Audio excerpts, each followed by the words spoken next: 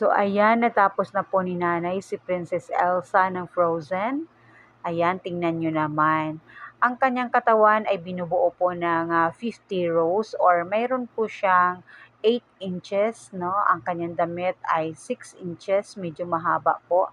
At ang kanyang buhok ay mayroon din po itong 50 chain or 50 counts. No, medyo mahirap po iborda ang kanyang mata. Talagang ginawa po yan ni nanay. Ito yung kauna-unahang pattern na nagawa ko sa doll. Yung ibang mga gawa kong design ay ako din naman po ang gumawa ng pattern at ito nga si Elsa ay disenyo din po ni nanay, no? Ang kanyang buhok ay medyo kinulot-kulot natin na pag crochet.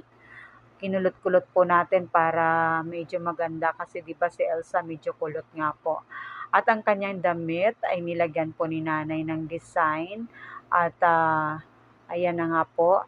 At si Elsa po ay meron din pong tenga, kaya meron po siyang hikaw, ayan. Meron po siyang tenga. So, kaya po hindi po madali ang paggawa nito.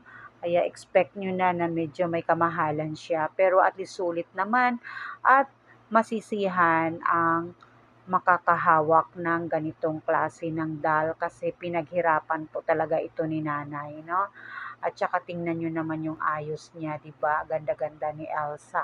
At yung mata niya, binorda din po yan ni nanay. Si Elsa, meron parang bluish dito and then may white. Ayan, binorda ko na rin po yan. Ang kanyang lips, pati ang kanyang lips, binorda ko rin po yan.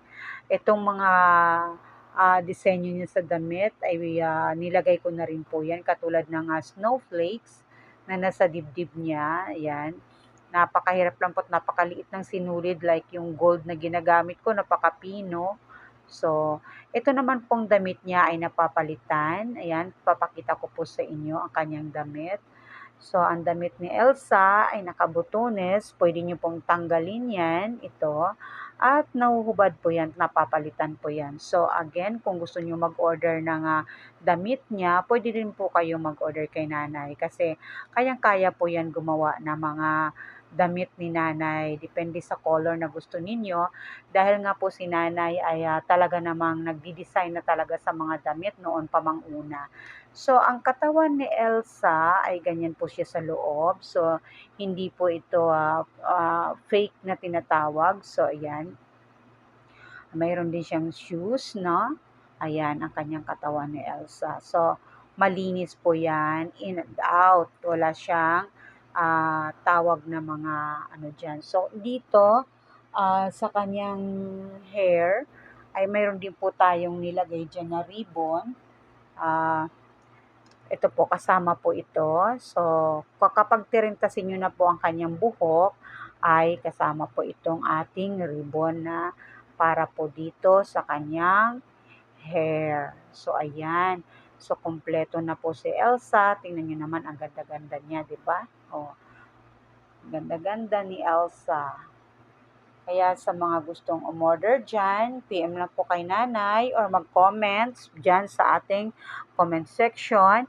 At mag-suggest din po kayo ng iba pang mga design at kung kakayanin ni nanay ay gagawin ni nanay. At sa mga nakakapanood ng video na ito, please comment po kayo para alam ko po kung saan hanggat saan nakakarating ang aking mga video at kung sino-sino po kayo para at least kung may request kayo ay kakayanin po ni nanay at magawa rin po ni nanay. So, ayan na po si Elsa natin. Ang ganda-ganda niya.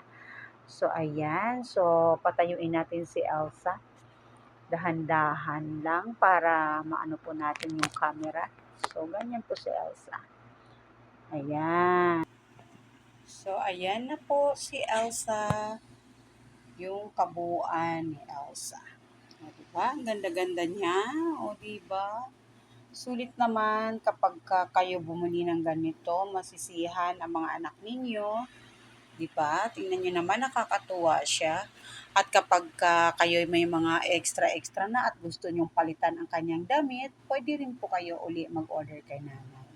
So, ayan. Thank you for watching, everyone.